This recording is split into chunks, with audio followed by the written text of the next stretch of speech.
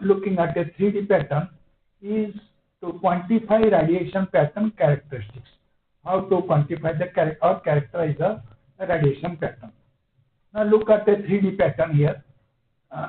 This is a 3D pattern, typical 3D pattern of an antenna. Now in this antenna pattern, you can see there is a main beam which has the maximum amplitude or maximum intensity, and on its two sides, on its left side and right side, we have smaller beams with smaller amplitudes or smaller intensities. Then towards the below or downward back of this beam, there are beams, smaller beams, still smaller beams are there towards the back of the beam. So this gives an overall good impression of the entire radiation pattern. Everything is here.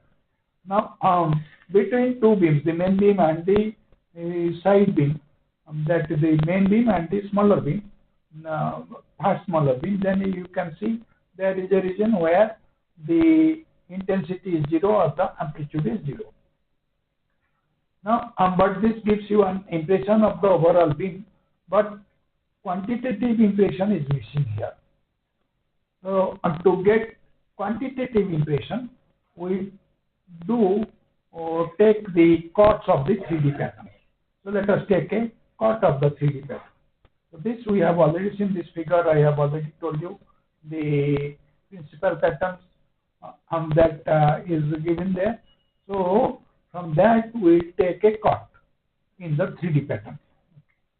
So, the chord either in the E-plane pattern or in the H-plane pattern, either of the principal pattern. These are the two chords of the main beams.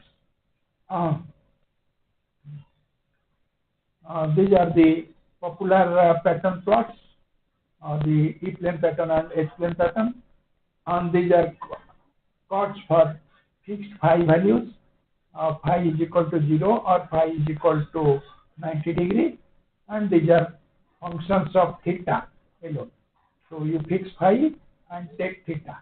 So phi is equal to 0, then you vary theta. Phi is equal to 90, then you vary theta. You will get E-plane pattern and H-plane pattern accordingly. Now let us look at a typical pattern. The side lobes, here you can see the side lobes are alternatively positive and negative value. This is a radiation pattern or field pattern. So we have the field goes to maxima, comes to minima.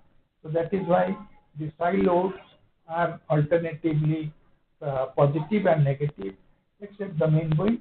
Main beam is positive. Main beam we have got the positive peak. Okay. Now we'll come to something called side lobe level. Look at this cut taken in the main beam that we saw, the 3D main beam that we saw. Look at this cut. The direction of maxima gives you the main beam maximum direction, that is shown as the center vertical line. I will describe everything, then you can see the notes, so you can see that. Next.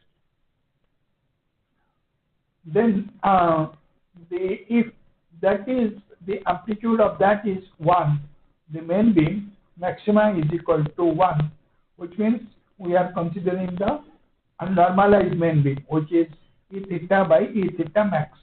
So that is what is plotted here. So this is the plot of E theta by E theta max. So maxima is 1. Then with respect to that, what is the maxima of the side beam? So if you look at the side beam, side lobe level gives you the measure of the power concentration in the main beam lobe. How it will give you the measure in the main beam lobe is very simple. Look at this figure. The maxima occurs when the maxima is there, the power, the amplitude is 1. Then you come to half the amplitude. Half the amplitude, if you remember the amplifier, if you have done an experiment with amplifier anytime, what you do is we change frequency and measure the gain in the amplifier. Then we plot that. In the x-axis, you take the frequency. In the y-axis, you take the gain.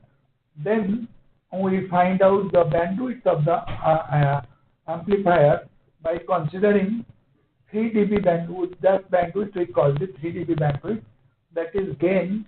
Maximum gain is called 0 dB. From that you come down to 3 dB. That is half the power. So here also we do same thing. Instead of frequency, we have space or angles, theta and phi. And instead of gain, we have power or phi. So that is one. Then you come to half the power. That is called the half power point, HP point on the left hand side of the beam, HP point on the right hand side of the beam, main beam. These two are called the half power point. The angle between the half power points is called the beam angle. Usually this is called the half power beam angle. This is called the half power beam angle. Now because it is half power, that is 0.707, if we are considering RMS value, that you know it is same as 0.707 in terms of power. It is 0.707 or 3 dB. So from 0 dB, 1 is equivalent to 0 dB. From that you come down to 3 dB or multiply 1 with 0.707. Wherever that power occurs, that is half power point. So the angular separation between the half power points is called the beam width, half power beam width, HPBW is called the half power beam width. Then if you come to the bottom of the main beam, then you will see that it is 0 between the junction of the side lobe and the main beam, that is 0. So the angle, that angle between the two zeros is called the beam width between the first knobs. Knob is 0, so this is the first knob beam width. Okay. Then these side lobes are called side lobes. On the side of the main lobe, whatever beam is occurring, that is called the side lobes. Towards the back, the beams are called the back lobes, and on the beams between the back lobes and side lobes are called the minor lobes. Okay. So we discussed this. SLL is the side lobe level. This is called 20 log F SLL by F max. F SLL is the amplitude of the side lobe level. F max gives you the maximum amplitude of the main beam. So 20 log F SLL by F max. And this is for a normalized pattern. F max is equal to 1. So 20 log F SLL, that gives you the side lobe level. Then half power beam width we discussed. So I'll skip this. I just told you what is half power beam width. So with this, we'll come to the end of today's lecture. If you have any comments or doubts, tell me. I'll send you the complete